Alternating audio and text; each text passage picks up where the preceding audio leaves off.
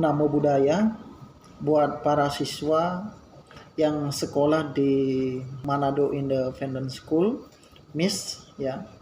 Pada kesempatan kali ini Pak Kade ingin memberikan sebuah materi, artinya kalian semua cukup menyimak, mendengarkan dan melihat video ini dengan baik agar kita sebagai umat Buddha, sebagai siswa Buddha mampu atau bisa memahami dari penjelasan yang akan Pak Kade sampaikan.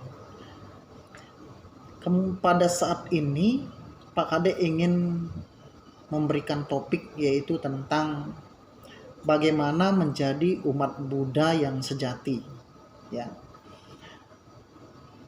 Para siswaku yang baik, tentunya kita sebagai umat Buddha, kita harus mampu meneladani ya ajaran-ajaran dari Sang Buddha, Guru Agung Sang Buddha Gautama. Ada beberapa hal yang perlu kita perhatikan, yang perlu kita ketahui dari ajaran Buddha itu sendiri. Yang pertama adalah kita sebagai umat Buddha, di mana di dalam agama Buddha itu sendiri ada dua kelompok kehidupan masyarakat. Kelompok yang pertama adalah kehidupan di dalam menjalani kebikuan ya, atau menjadi seorang biksu atau biku. Baik biksu, biku, samanera, atau sebelum menjadi biksu itu disebut dengan samanera. Nah, kemudian kehidupan yang kedua adalah kehidupan perumah tangga. Kehidupan yang memang seperti menjalani kehidupan berumah tangga, boleh menikah, dan seperti kehidupan keluarga lainnya. Ternyata di dalam agama Buddha itu sendiri, Sang Buddha tidak pernah memaksakan ajarannya kepada kita bahwa Anda memeluk agama Buddha, hendaknya Anda harus menjadi seorang biku. Nah, itu yang keliru. Banyak para umat yang khawatir akan anak-anaknya yang beragama Buddha ikut pergi ke wihara dan sebagainya, kegiatan-kegiatan wihara. Banyak yang takut. Kenapa demikian? Katanya ini.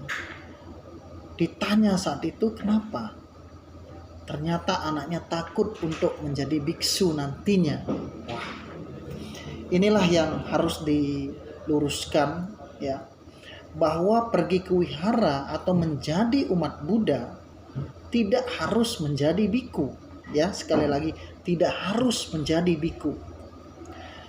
Kita bisa menjadi umat perumah tangga, yaitu umat yang menjalankan kehidupan sehari-hari seperti pada umumnya.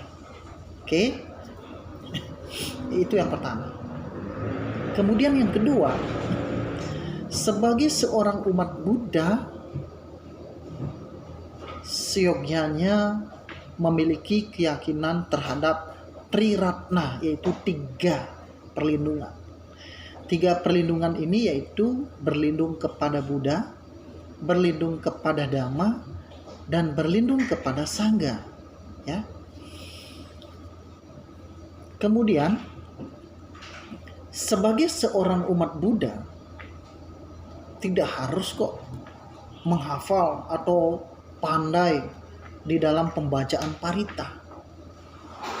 Demikian juga saya seorang Buddha, seorang umat Buddha, saya harus memakai aksesoris atau simbol-simbol Buddha.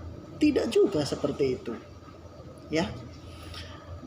Misalnya kita memakai leontin atau memakai kalung yang bersimbol Buddha dan sebagainya, itu tidak perlu seperti itu kita sebagai umat Buddha.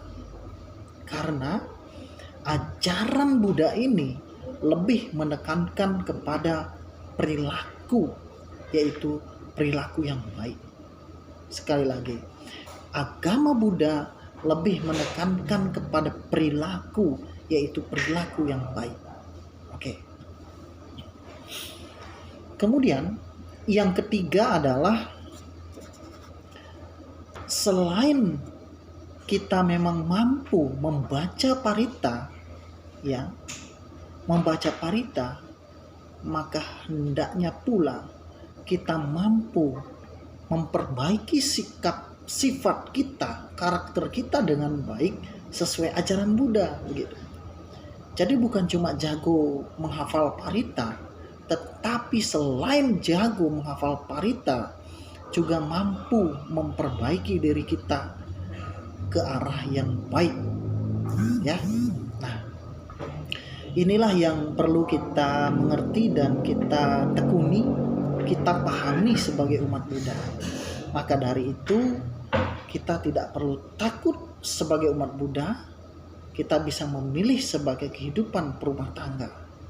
Kemudian kita sebagai umat Buddha, kita tidak harus menghafal parita-parita yang sedemikian banyaknya, tapi selain kita mampu menghafal, kita juga mampu mengubah perilaku kita dengan baik dalam kehidupan sehari-hari.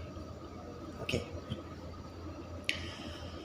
Itu yang bisa disampaikan untuk kesempatan kali ini. Semoga materi ini dapat menambah pengetahuan buat adik-adik sekalian, para siswaku yang sekolah di Manado Independent School. Terima kasih sudah melihat ini. Namo Buddhaya.